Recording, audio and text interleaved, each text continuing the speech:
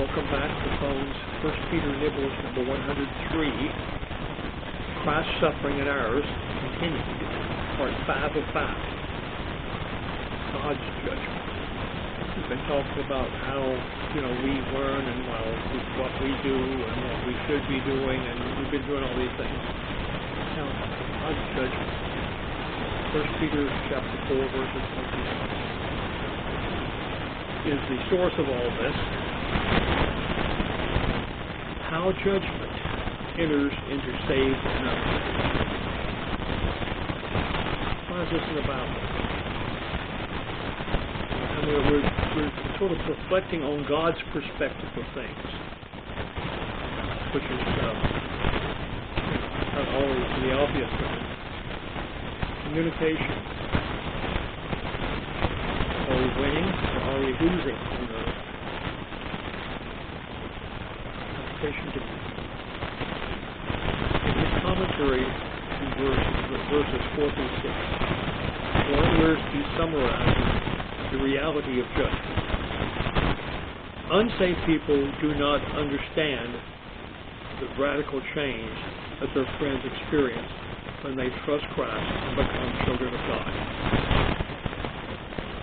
The unsaved may judge us, but one day God will judge them. Instead of arguing with them, we should pray for them, knowing the attitude that Jesus took, and also the Apostle Paul. We must fear God and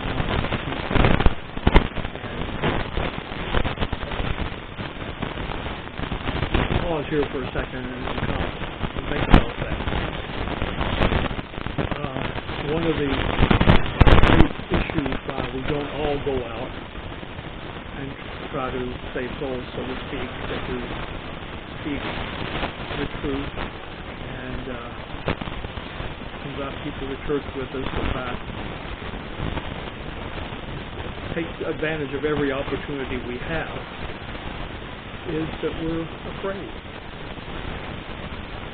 We're afraid, we're afraid we'll be scoffed. We're afraid we'll be laughed at. We're afraid we'll be minimized in the minds of the person that we're going to. But we must fear God and not people. God told us to go out and witness. He told us to go out and witness as a church body. He also told us to go out and witness as our own body. And until we do that, not living fully in His desires for our lives. So I would suggest this. God leads us with man's judgment, not being necessarily saying we should judge whether we should do things or not. I mean, certainly man's judgment is we don't have to go commit crimes because it's man's judgment. That's not what we're talking about here. We're talking about our judgment, man's judgment, about what's going to make our life easier. And it's unlikely that our life is going to be easier because of our witness. It may be unchanged. It's something we've been doing for a while. Or it may be greatly enhanced. But it also may be greatly, we may become marginalized, so to speak, if we do these things. But we're doing it for the Lord, not for our own good. I'm responsible. Lord, thank you for your broad vision of the life of man and your fervent desire for the salvation of all. And that's the desire we must have also, a fervent desire for the salvation of all. And that doesn't mean all the people who live on our street. It doesn't mean all the people who have the same color skin, or the same hair texture, or the same language, or even today the same religion.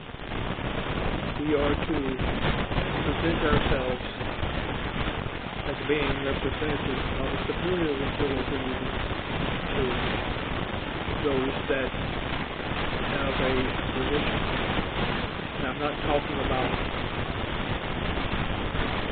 petty infighting between this sect of a given church and that sect of a given church.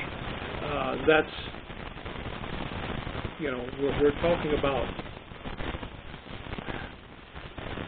people who have beliefs that are vastly different than ours as to the value of human life, as to the holding near and dear our spouses, or our spouse is not our slave. There are people who believe in it. All of those things,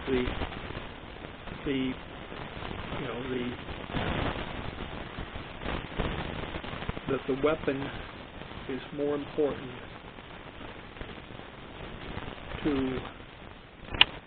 win the victory than the word. And we know that the only reason weapons were invented was because people were not focused on the word, perhaps. So that's to complete this section, and we'll be online here shortly, and I will go and start working on the next section, which is, starts in 1 Peter chapter 4, verse 7. We'll talk to you later.